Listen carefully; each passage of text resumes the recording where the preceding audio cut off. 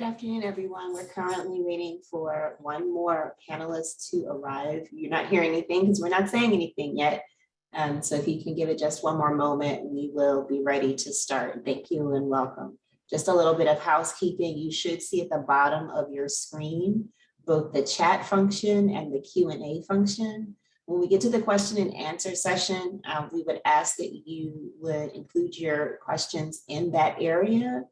And then we'll take those and pose those to our panelists. So we're going to start shortly. Thank you.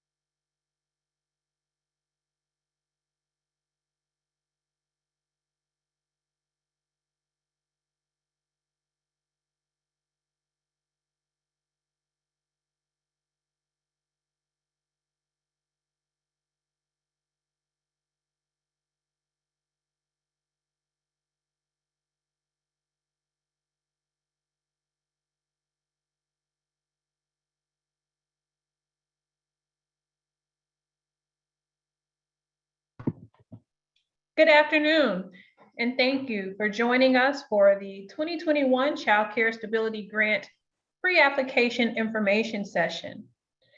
Before we get started, I'd just like to remind you of what my colleague Rachel noted. Please familiarize yourself with the Zoom platform. There is a space available for chat, and there is a space available for Q&A.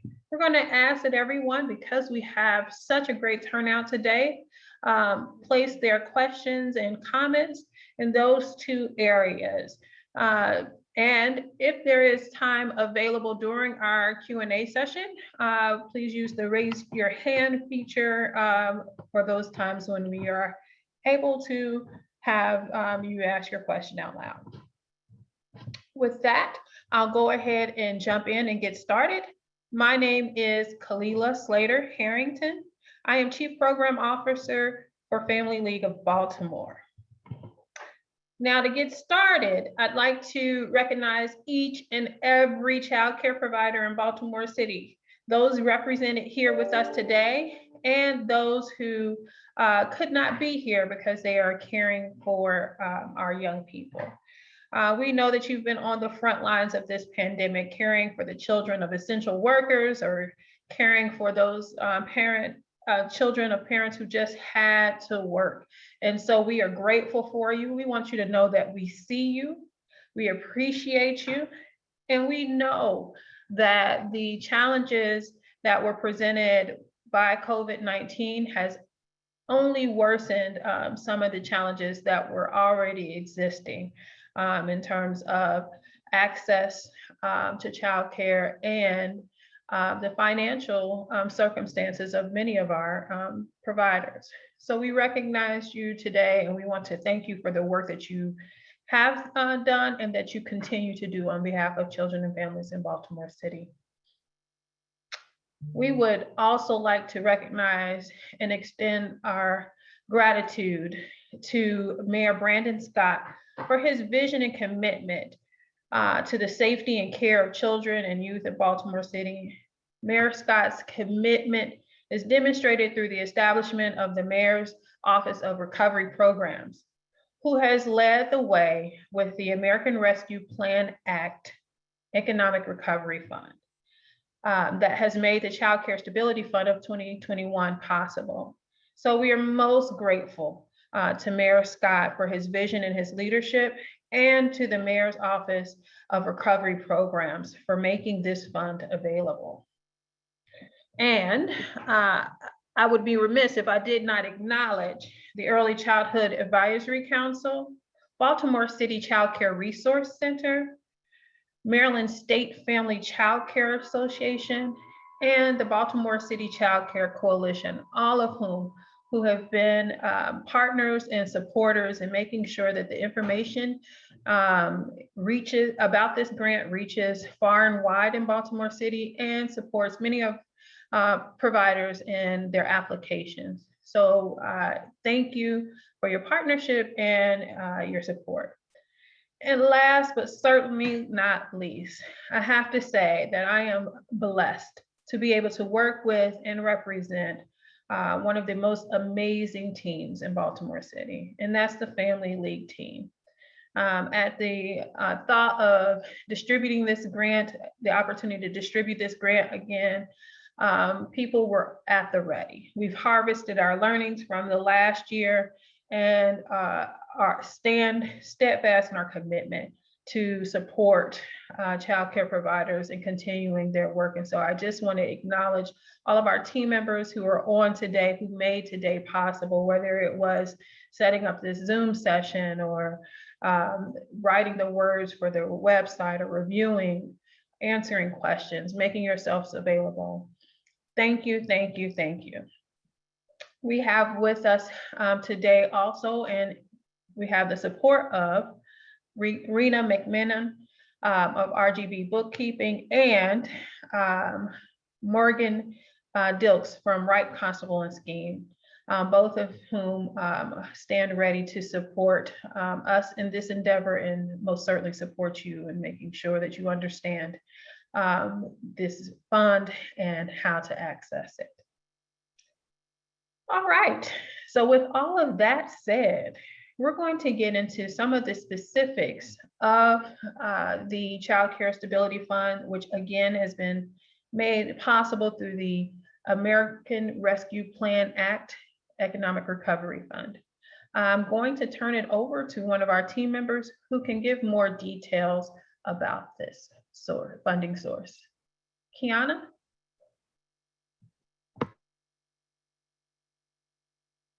Sorry. Good morning, everyone. I'm Kiana Thompson, Senior Director of Finance. So for this year's funding, we have different tiers. So if you serve under 50 children, you can apply for up to $10,000. If you serve 50 to 99 children, you can apply up to $20,000. And if you serve 100 plus more children, then you can apply up to $30,000. The application window is from November 15th through December 17th. Fortunately, we have had people apply already, which is great. Hoping to look for more applicants after this session. And I can take you to the application. Or actually, not the application at this time. I'll go over some of the requirements for the funding. So you must be based in Baltimore City. You must provide a proof of income. So that could be a copy of your prior year's taxes, or a copy of your income statement or audit from last year. And you must have 20 employees or less, because these funds are targeted for small businesses. Next slide. And I'm going to turn the session over to Morgan Dilks.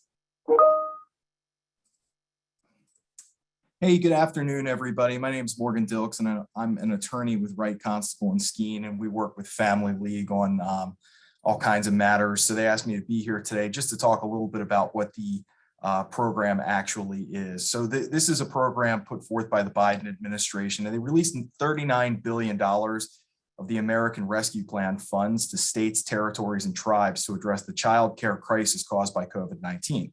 Like its CARES Act predecessor, these funds will help early childhood educators and family child care providers to keep their doors open. As I'm sure everyone here can attest to, these providers have been on the front lines caring for the children of essential workers and support parents, schools, especially mothers who want to get back to work. These funds are a critical step to pave the way for a strong economic recovery and a more equitable future.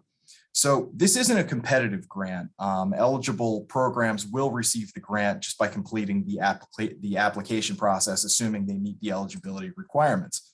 Now, what can the money be used for? The money can be used for a wide variety of things. It can be used for personnel costs, including payroll and salaries, or similar compensation for an employee benefits, premium pay that might be associated with overtime, or costs for employee recruitment and retention. It can also be used for rent or payment on any mortgage obligation, utilities, facility maintenance or improvements, or even insurance. If you find yourself in the need to up your personal protective equipment, cleaning and sanitation supplies, services for that sort of thing, or training and professional development related to health and safety practices, you can use the money for that as well.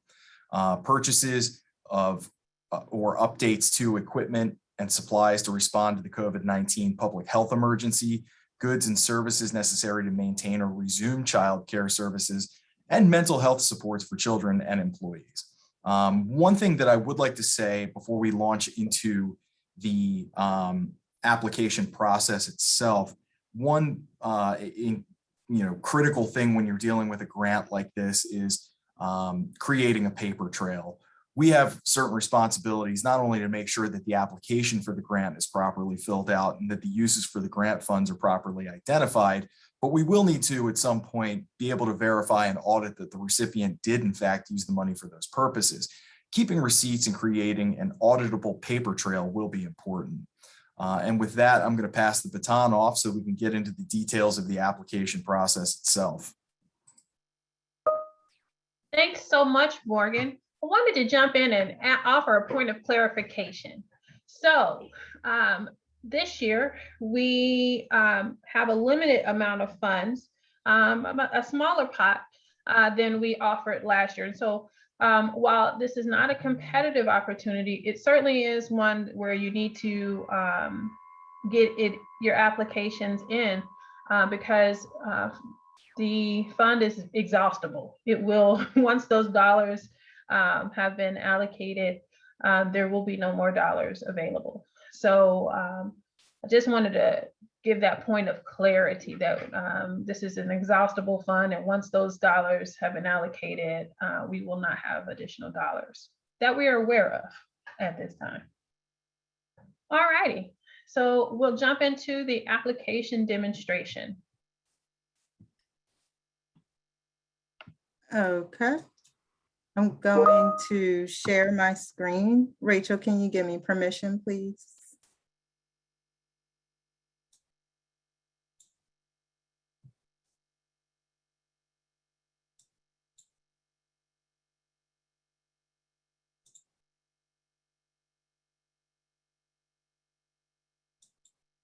Working on it. I can actually share mine if that helps. I actually put a link in the chat so I can share the website. Okay. Okay.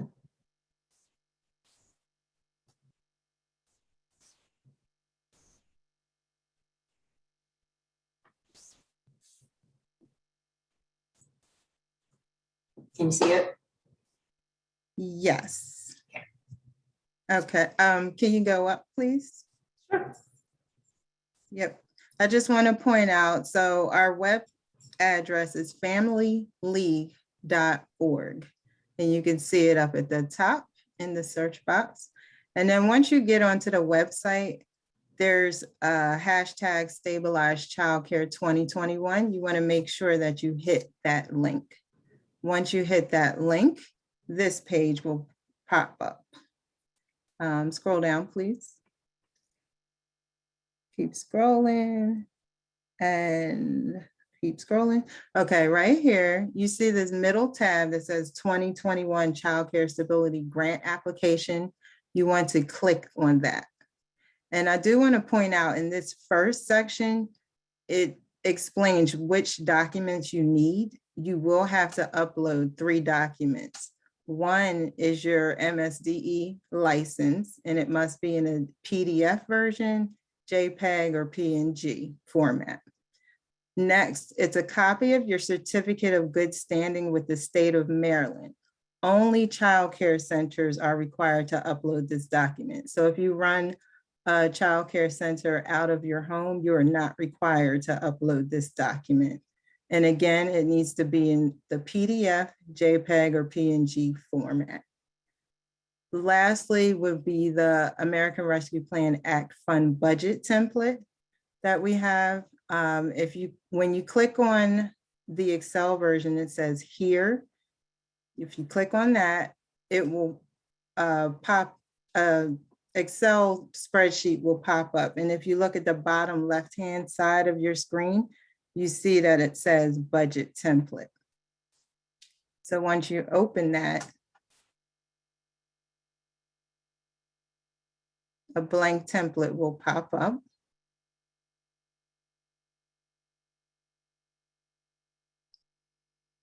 Right here. So I do want to point out company name. It's in the yellow. Be sure to put the name of your child care center, or if you're operating under your name, be sure to put that. If you are operating under a child care center, we need the name of the child care center as well as your name, the person who is completing the application. And then, as Morgan discussed, the allowable expenses, we have pre-populated those into this budget template. So you see that we have the COVID-19 cleaning supplies. You can add your utilities, any PPE, and any salaries, fringes, your rent, mortgage. If you want to take training, please note it's up to 6 months of training that you are allowed for these funds. In the description, I'll give you an example. So if you have gas and electricity, let's say your bill is $250 a month and you only want to use this funding to cover 3 months of your utilities. In the description, you're going to put 250 times 3. And then in the total column, you would put $750. So we must have descriptions for every line item that you wish to have your expenses covered, as well as a total. I will point out on this Excel sheet, when you do populate that total column, down in the gray area, it will automatically add up for you. So once you've completed this template, you want to make sure you save it to your computer, because you're going to have to come back to your computer to upload this template. Okay, Rachel, we can go back to the application. So there's some questions in order to access the application that you need to answer. So this first one is, are you located in Baltimore City? Yes. If not, you would not be eligible. If you answer no, you'll get this message. The next one is, can you provide proof of income? As I discussed earlier, the different documents you can provide. So we'll say yes in this instance. And then how many people do you employ? It must be 20 or less. If it's more than 20, you will not be eligible.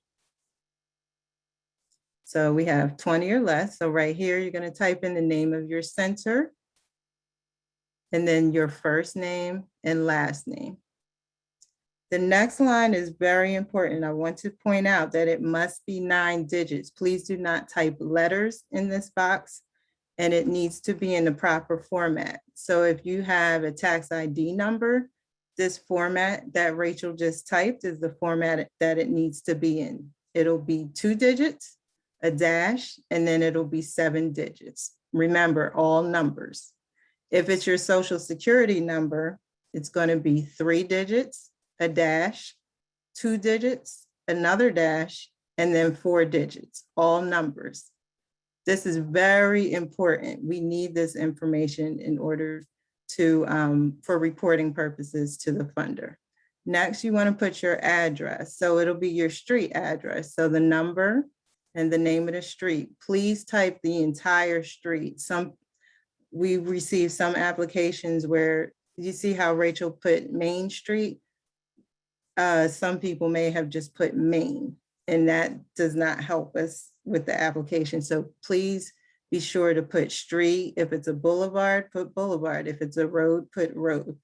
The city and state are already pre-populated because we're assuming that you are located in Baltimore, Maryland. And then for your zip code, please be sure that you have all 5 digits of the zip code. Some numbers were left off last year, and we just want to ensure that we have proper zip codes. And remember, it's all numbers. Then we're going to put in your email address. This will be the email address for the director of your center or the owner if you're operating out of your home. You need to populate the same email address in the second box as well, because in this box, we're confirming that we have the correct email. If it doesn't match, you will see that alert. See where it says field values do not match? It's case sensitive. Oh, okay. Good. Okay. And then this box right here, please be sure to check that box or you will not be able to proceed with the application. And then for the phone number, you want to make sure you have all digits, and you can do this format that Rachel is doing, just as if a phone number was written. If you have an additional contact person, you're going to hit yes and provide their first and last name, as well as their email address. And again, here, you're going to have to enter it twice to confirm that we have the proper email.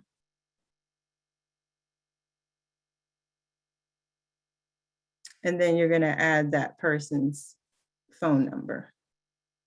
If you do not have an additional person, you'll just simply select no.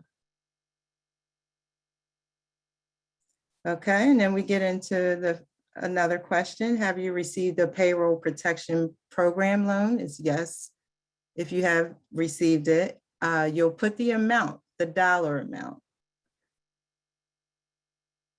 So we're going to say 25,000 here.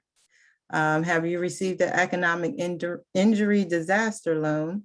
If we select yes, again, you have to put the amount. We're collecting these amounts because it is a requirement of our funder. And if you did not receive either one, you'll just select no for both. The next one, another requirement that we have to collect for our funder. Are you a minority owned or led business entity? We're selecting yes. Are you a woman owned or led business entity? We're saying no here.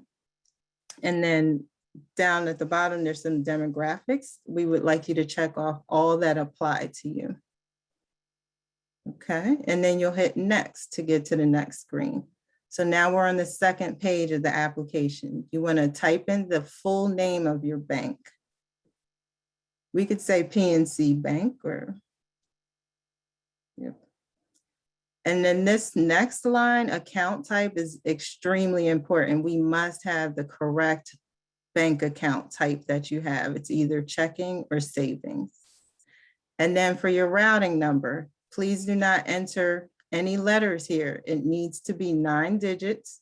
Make sure you have the proper bank routing number, because if you do not, it will get kicked back And we actually get charged a fee for returned EFT payments. It's a $35 fee to us that we would have to incur that cost. So we ask you to please ensure that you are providing the proper bank routing number for the bank that you enter into the application. And it's also 9 digits all the time. For your bank account number, another important thing, so please triple check that you have entered the proper bank account number. I will say last year we received almost 25 to 30 kickbacks because of missing digits. So we just ask that you please ensure you enter the proper bank account number that you want your funds going into. Okay, and you can hit next, Rachel. And now we're on the 3rd page of the application. These questions are asking how your business was affected. So for the first one, current economic uncertainty makes this grant application necessary. Yes. If it's no, select no. And then for the next question, we provided some answers about how your business was impacted during the pandemic. Please select all that apply. And then if your facility was forced to close, we ask that you provide the dates of your closure and the date of reopening.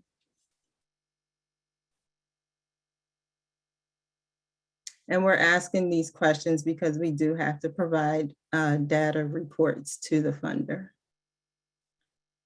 So for number of employees, remember, it's 20 or less. So if they're full-time, you want to put the number of full-time employees. If they're part-time, you want to put the number of that. If they're contracted employees, put those numbers. But remember, all of these numbers added up together should be 20 or less. And then right here, you'll type in a number. Please do not type in letters, only numbers for your annual revenue. And then if you received additional funding, then you're going to put that amount here. Okay, and now we're at the point where we're going to upload the budget. So that template that we showed you earlier, you're going to drag it into that box.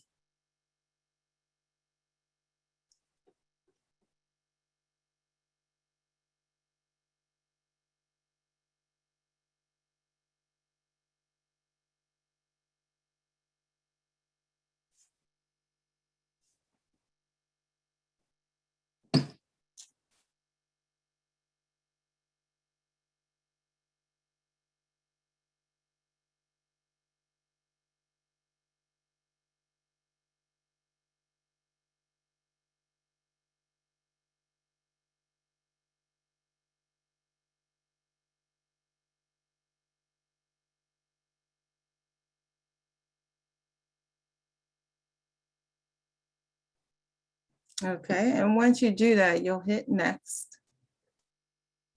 Now we're on the 4th page. This is where you will drag in a copy of your license for MSDE.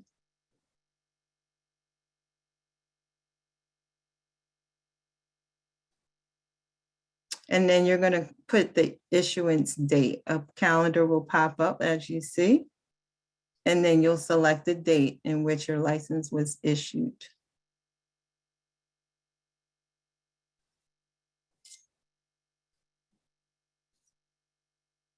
And it populates for you. Now here you want to select all the ages of the children that attend your child care center or that you provide services for. And then this is important because it's contingent on the amount of funding that you can receive. So if it's less than 50 children, you want to put that. If it's 50 to 99 children, you select that one. And if you're serving 100 or more, you're going to select 100 plus children. For the certificate of good standing, again, it's only required for child care centers. If you operate out of your home, you will not have this. And if you select yes, you have to upload a copy of it. So you're going to drag your a copy of your certificate into that box.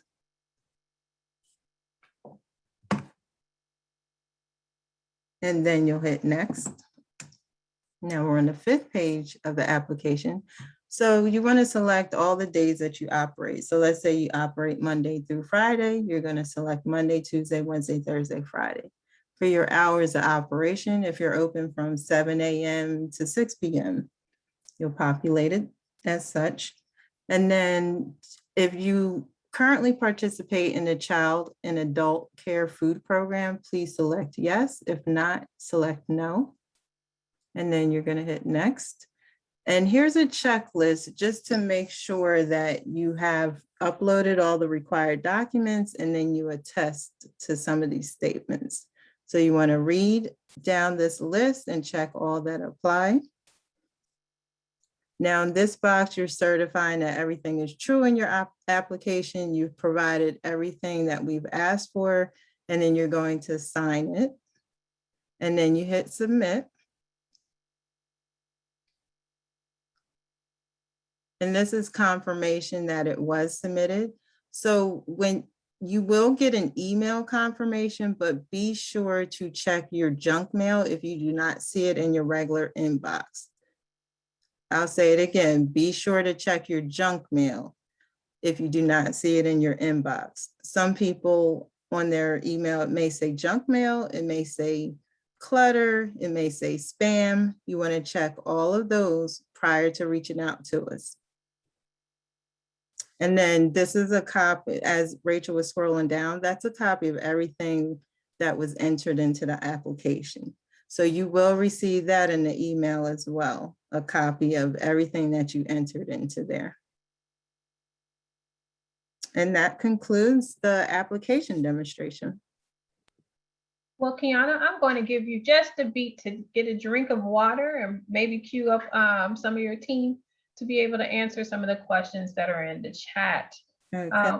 While you take your sip of water, I'll go ahead and answer one of the questions that are already responded to, and that is around the PPP loan. When this grant opportunity initially launched, it stated that you could not apply if you have received the PPP loan. That since has changed. So we listened, we heard you, and as well as the Office of Recovery Programs heard you and responded to our appeal. And so now those who have received the PPP loan can apply. So that has changed. Just wanted to acknowledge that. And with that, let's get into the questions and answers that are in our list. Want me to read the questions for you and you answer them? Please, I think that our teammates Kiana and Dewana will probably be the most appropriate. Got it. Okay. So the first question, for clarification, if a child care center only has 5 employees, however, it is a part of a larger organization that has 50 employees, do you qualify? So if you're applying for just the center that has the 5 employees, yes, but if you have a center that has 50, they would not qualify for the funding. Okay. Next question. Is this grant really projected for March 2021 through December 30th, 2022? Yes. Okay. I think this should say if you receive the ARP grant, can you apply for this? It wasn't one of the stipulations for the funding, but the answer is yes, you can still apply for these funds. For the EIDL information, is this the loan amount we need to put down, correct? I'm not understanding that question, but I will refer back to the application. It asks, have you previously received an EIDL? And it asks the amount that you had received. I'm hoping that answers the question, but if If it doesn't, please provide more specifics of what you're asking. We're gonna go through the Q&A and then I'll go back through the chat to see if there's additional questions. Okay. It says, what is the time frame for how was your business impacted by the pandemic? The time frame, you mean, well, it can be from when the pandemic started. I believe that was March 2020. Yep. Yep. Okay. It says, how do you edit the application? If you're in the application, you can go back to make corrections, but if you've already submitted it, you want to shoot an email to the Child Care Stability email address so that we can assist with the changes. Okay. But please do not resubmit an entire new application because it's going to look like you duplicated applications and we want to avoid that. We just want one application from each person. Okay. Would I be able to use my 1099 for income proof? Yeah, yes, but if you have multiple 1099s, you're going to need to provide the total of all of the 1099s.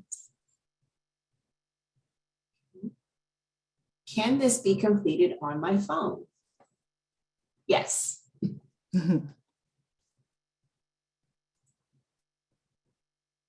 I think the one thing that we will say about completing it on your phone is the part about filling in the budget templates. You're gonna want to probably save those as PDFs instead of Excel spreadsheets if you're gonna upload those with your phone. The other thing you can do is you can take a screenshot. Am I correct in that? We prefer the upload because it's easier for viewing purposes and for checking the math on the budgets. But if the screenshot would be a last resort, if that's your only method of submitting the budget. Question, can you restate the allocation amounts for the number of children served? So the amount of the grant that people could apply for based upon the number of children they serve. Sure, if you're serving less than 50 children, you can apply up to $10,000. If you're serving 50 to 99 children, you can apply up to 20,000. If you're serving 100 or more children, you can apply up to 30,000. Okay. What part of your tax return would you need to upload? So it depends. So if you have a 1040 return, you can upload your Schedule C. If you have a 990, it's going to be on the first page.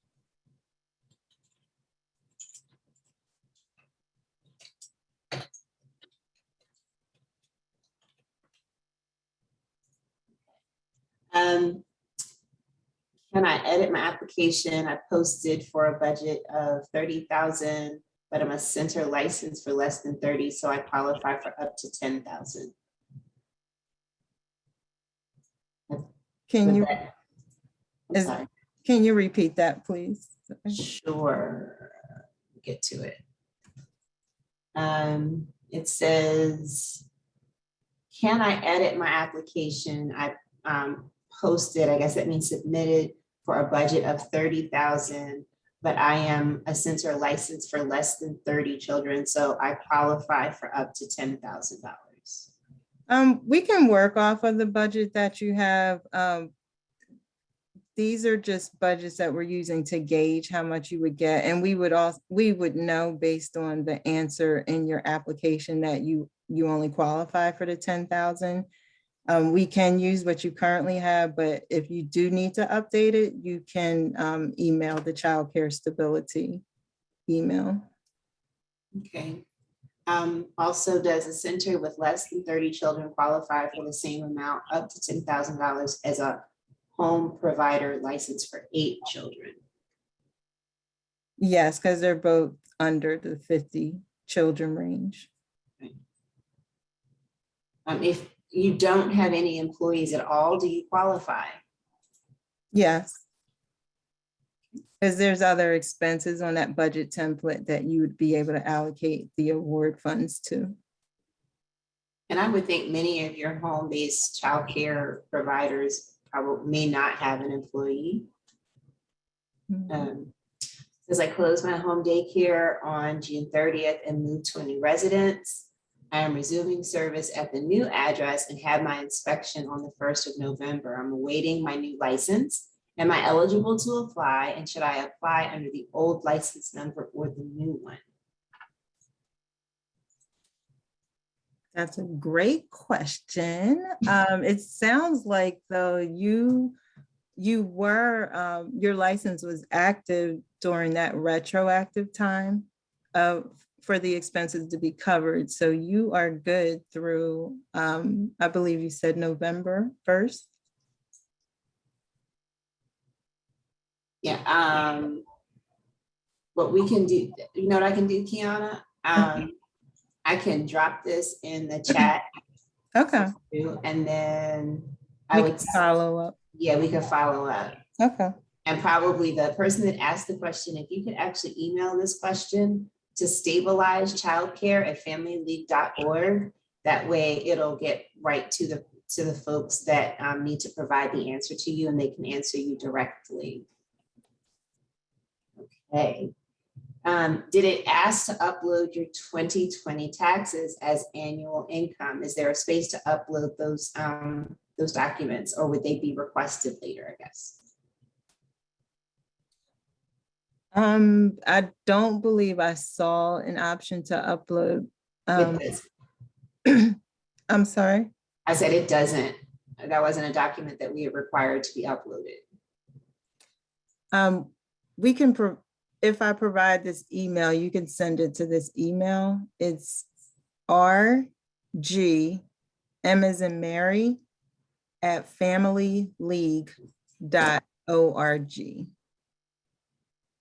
Again, it's RGM @familyleague.org.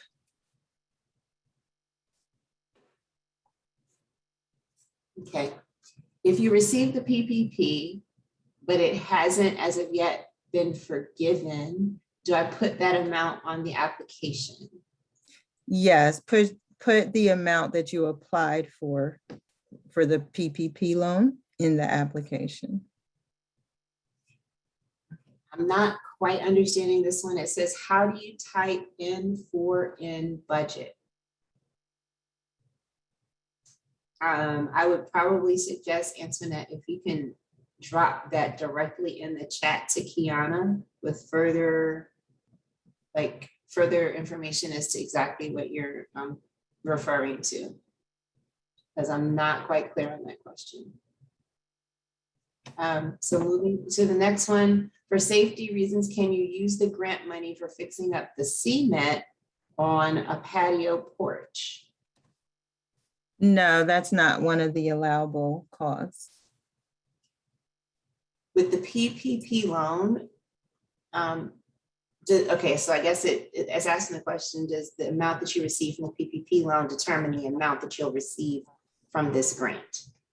No, the amount of the award is contingent upon the number of children served. Will everyone receive funds from this grant? It's not guaranteed. Kalila did cover that earlier. We are limited to the amount of funding that we can issue out. So it is not guaranteed that everyone who applies will get it.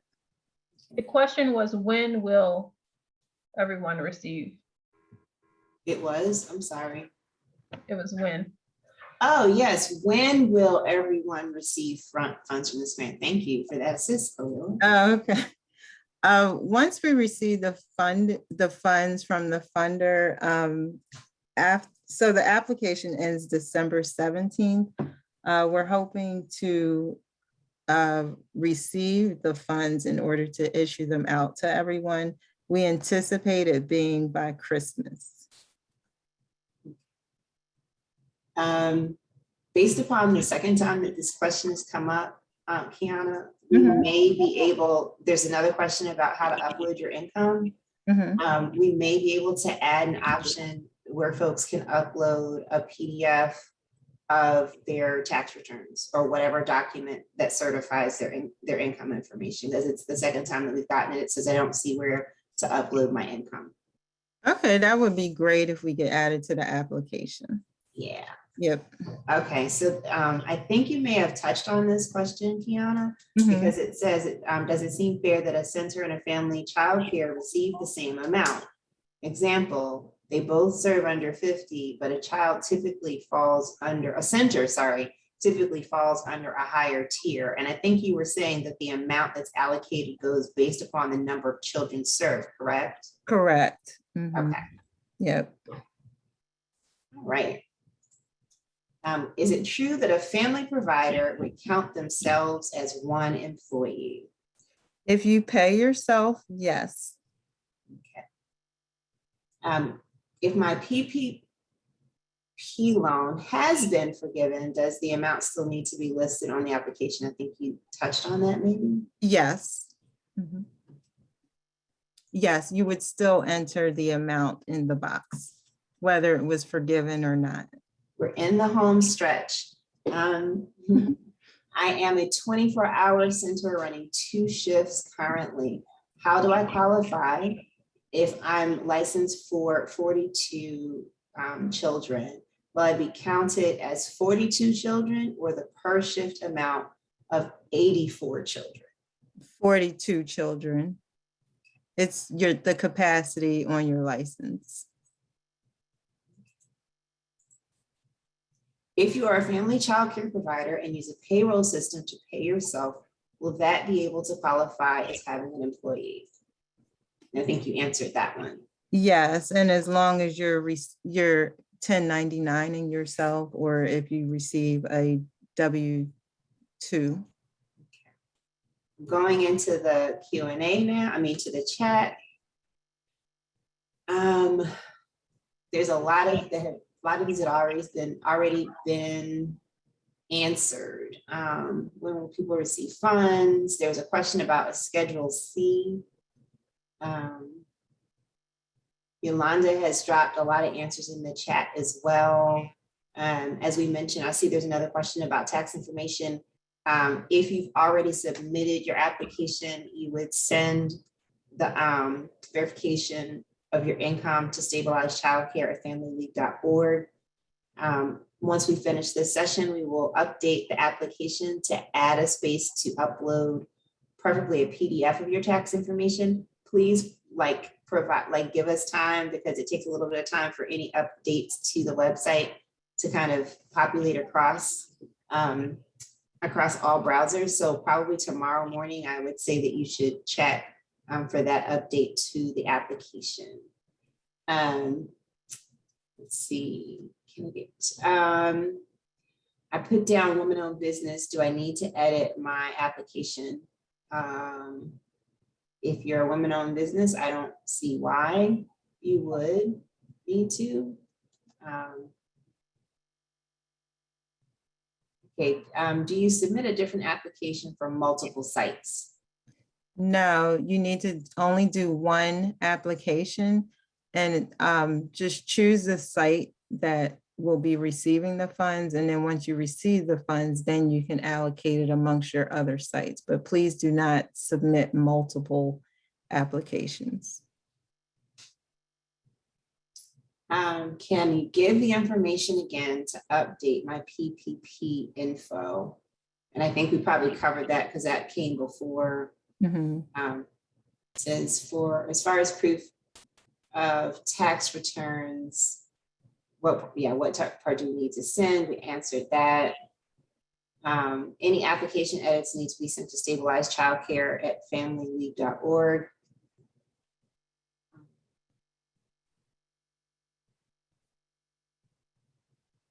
Is a PPP the same as an SBA loan? And I'm sorry, DeWanda answered that question. So yes, it is. I received multiple PPP. Do I put the total amount for both? Yes. Okay. Okay, I can answer this question, but I'll let you. It says, do we have to pay taxes on the funds received? No. Can you clarify the statement amount of additional funding received in the prior calendar year or fiscal year? So additional funding aside from PPP, EIDL, or any other government assistance.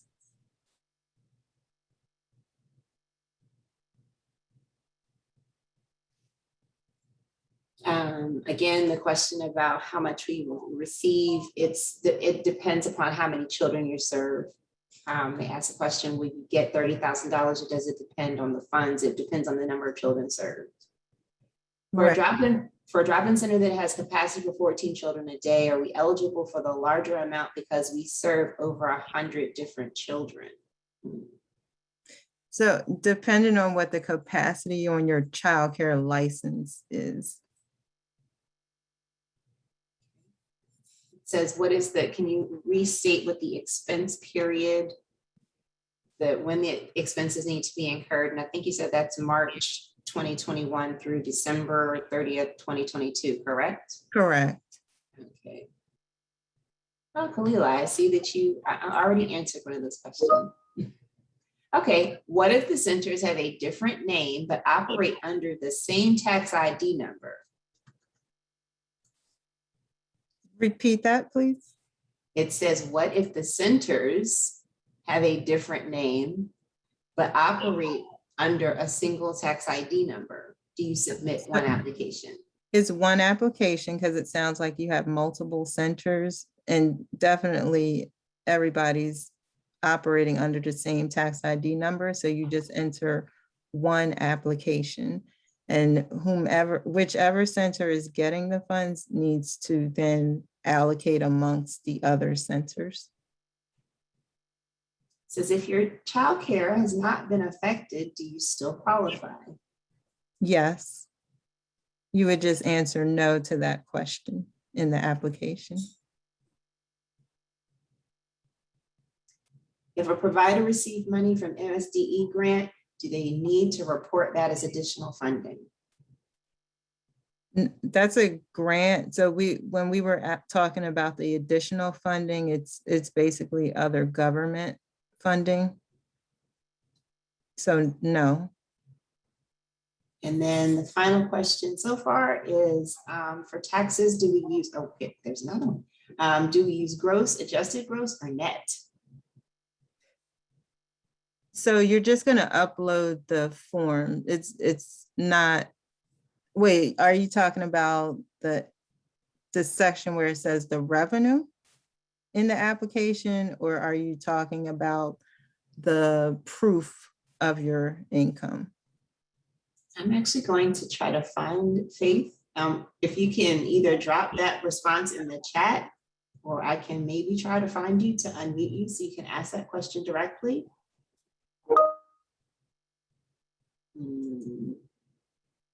If you're still here, Faith, could you clarify, give us further information in the chat? And then I think we answered this question, but it says, is there a time limit for the grant to be spent? Yes, it must be spent by December 30, 2022. Okay, the question, if the EIDL is a loan and not a grant, and we have to pay it back, why do we still have to put the amount? Because our funder is requiring us to collect that information.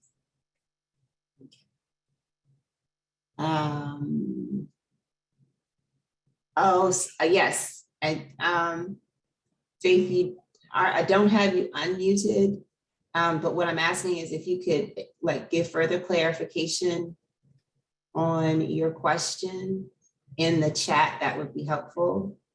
Donella Tillman has a question in the Q&A. I'll answer that. We are going to adjust the application to add space for you to upload a PDF of your income verification. We did not have that before.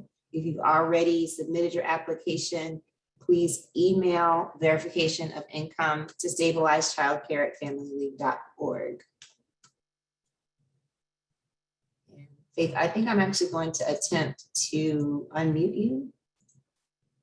If I can see people, because right now I can't really see people in here.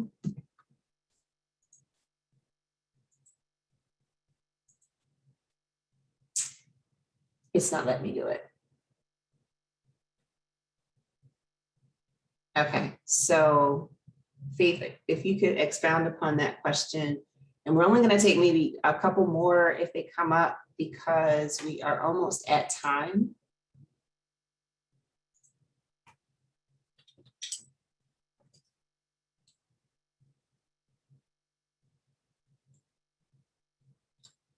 Maddie said again, the grant should be spent by, yes, and Kalila answered that question. The grant should be spent by December 2022.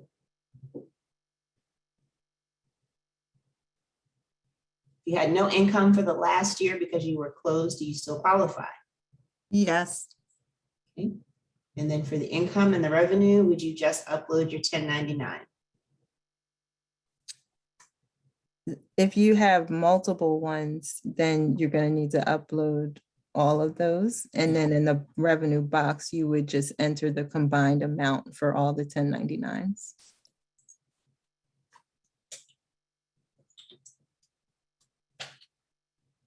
And I think with that, we're gonna probably come to a close.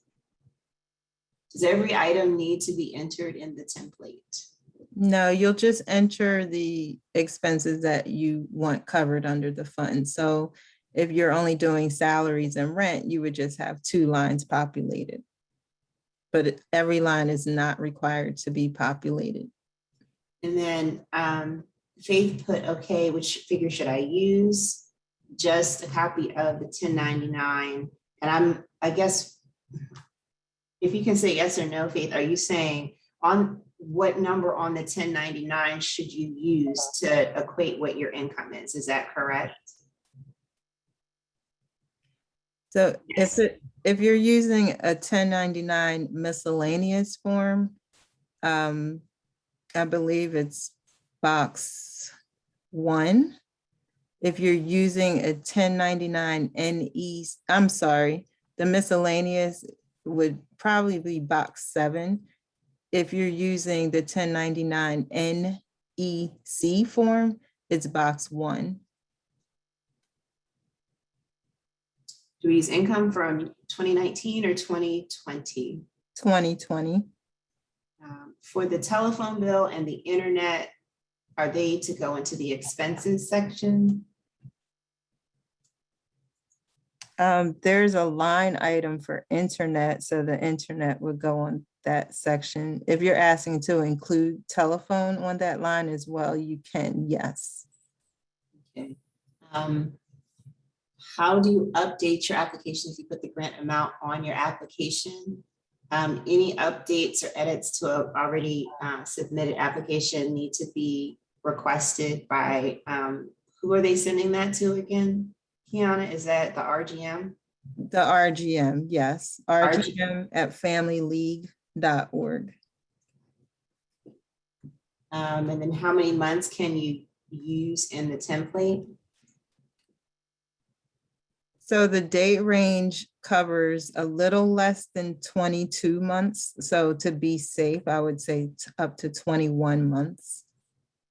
And there's a question that was asked about editing the template. When you open that template, you're gonna see at the top that you actually have to request to enable editing. I ran into the same thing and I was like, oh, why is this not editing? I'm gonna actually switch the screen so you can see it and hopefully it'll do what I want it to do. But here at the top, you should see something that says it's in protected view. You'll enable editing. You will enable editing, there we go. And that enables you to go in and make edits. I do want to point out on the template, please do not add or delete any items on the template. We are double checking them, but I just ask that you do not touch the already populated items. Okay. All righty. You want to take us home, Kalila? Sure. I want to acknowledge Yolanda Jenkins in the chat, who said, if you have challenges with completing your application, please reach out to the Baltimore City Child Care Resource Center at 410-685-5150, or our partner Ruby Daniels with the Maryland State Family Child Care Coalition.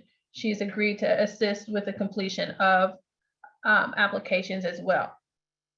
So please, if you need assistance, feel free to email us at stabilizedchildcare@familyleague.org. That's also listed in the chat, and someone will get with you, respond to you. We have also offered up our, Kiana, help me, RGM at familyleague.org. Correct. All right, so that is 4 places that you can go for help. The Baltimore City Child Care Resource Center, Maryland State Family Child Care Coalition, and stabilizedchildcare.org and RGM at familyleague.org. All right. So that's 4 places to use early and often. Please complete your application earlier rather than later. And please know that it is our intention to be supportive and helpful to everyone and their ability to access these funds. We know that this is not the amount of money that you need, want, or deserve, but it is the amount of money that we have been provided and are doing everything we can to get this funding to you. Unfortunately, not everyone will have access to the funds or be able to give them. Again, the funding supply will be exhausted eventually. And so please know that our thoughts and our prayers go across all of Baltimore City child care providers, children, and families. We know that this is a difficult time, and we're doing everything we can to support you. And should there be other funding sources that arise, we will happily share them. So always check our website at familyleague.org. Thank you for attending today, and feel free to reach out to any of those sources that I've named to find answers to your questions. Have a great day, everyone.